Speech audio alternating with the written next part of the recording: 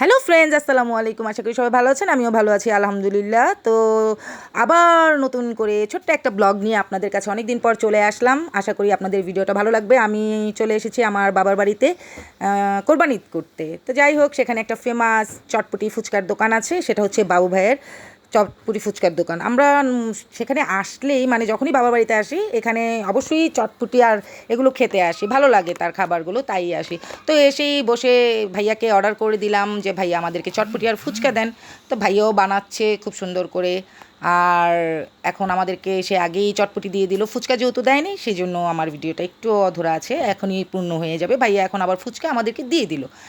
আর আমার মেয়ে তো ফুচকা পেয়ে বলে কি, আম্মু আমি একটা ছবি উঠাই। তো সে আবার কী করলো, আমার হাত থেকে ঠাস করে এখন দেখবেন মোবাইলটা নিয়ে যাবে আর তিরিং বিরিং শুরু করবে।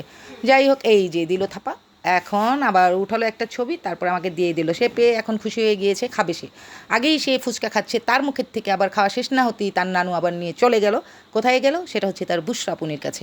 তো বুশরা এখন খাচ্ছে আর আমি এদিক দিয়ে খাচ্ছি আর ভাবছি ভাইয়ার খাবারটা আগের থেকে একটু অন্যরকম হয়েছে। আসলে যেটা বলে না, বেশি ফেমাস হলে যা হয় আর কি, আগের তুলনায় খাবারটা একটু অন্যরকম ছিল, এতটা মানে মজা পাইনি অনেস্টলি যেটা বলবো। তবে ওনার খাবারটা আসলেই খুব ভালো লাগে, চটপটি ফুচকা অনেক ভালো লাগে, সেই জন্য ওনার দোকানে অনেক মানুষ থাকে। তো আমি সবসময় ভালো রিভিউ দিই। আমি তো এখানে কোনো প্রমোশন দিচ্ছি না যে আমি বানিয়ে বুনিয়ে কিচ্ছু বলবো। আগের তুলনায় খাবারটা আমার কাছে তেমন একটা ভালো লাগেনি।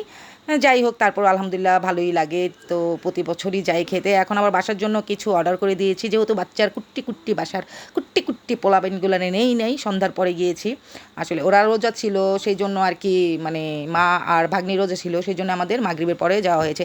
তাই এখন বাসার জন্য সব কিছু নিয়ে আমরা তিরিং বিরিং করতে করতে চলে যাব হচ্ছে, কোথায় যাব সেটা আমি একটু পরেই বলছি। আর ভাইয়া পার্সেলগুলো রেডি করছে, পার্সেলগুলো রেডি হলেই আমরা চলে যাব। কারণ যতই গরম হোক না কেন, শীত গরম বর্ষা যাই বলেন না কেন, আমি হচ্ছি গিয়ে একমাত্র চা লাভার। আমার মতো কে কে চা লাভার আছেন তারা বলবেন। হ্যাঁ, আমি চা খেতে চলে এসেছি আমাদের ফেমাস হুমায়ুন ভাইয়ের দোকানে।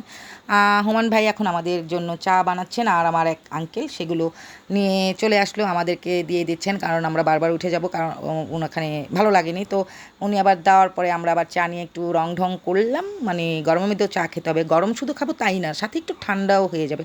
কীভাবে হলো এই দেখুন, আমি আবার আইসক্রিম পাগলও, তাই গরম ঠান্ডা সবই পাগল আমি, বুঝছেন। এখন আমি আইসক্রিম নিয়ে নেবো। তো ওই ভিডিওটা যখন আমি এডিট করছিলাম, আমার বাচ্চা যখন দেখেছে, মানে আমার সোহান বাবা যখন দেখেছে, যে বলছে আমাকে থেকেই একা একা আইসক্রিম খেয়ে ফেলেছো আম্মু, এটা ঠিক না। বলছি তুমিও কালকে খেও। যাই হোক, এখন আমরা একটু আইসক্রিম নিয়ে রং ডং করছি। আর ফুচকা আর চটপটি এগুলোর বিল মা দিয়েছে, আইসক্রিমের বিলটা কিন্তু আমি দিয়েছিলাম। এখন আমরা খেতে খেতে বাসায় চলে যাবো, কারণ বাচ্চাদেরকে দেখানো যাবে না, সেটাই তো মূল কথা। ওদেরকে দেখালে কীভাবে হবে, এটা তো মোটেও ঠিক না। তো আজকের সন্ধ্যাবেলাটা অনেক অনেক অনেক ভালো ছিল আলহামদুলিল্লাহ। আর এরকম সুন্দর সুন্দর ভিডিও পাওয়ার জন্য অবশ্যই আমার পাশে থাকবেন। আমি জানি আপনারা আমাকে খুব পছন্দ করেন। আজকে রাস্তায় যেমন যাচ্ছিলাম, তখন একটা ছোট্ট ভাই নাম পলাশ, সে আমাকে বলছে, আপু আপনার ভিডিও আমি দেখি, আমার খুবই ভালো লাগে। তো এমন প্রশংসা শুনতে কার না ভালো লাগে। সবাই পাশে থাকবেন। আল্লাহ হাফেজ।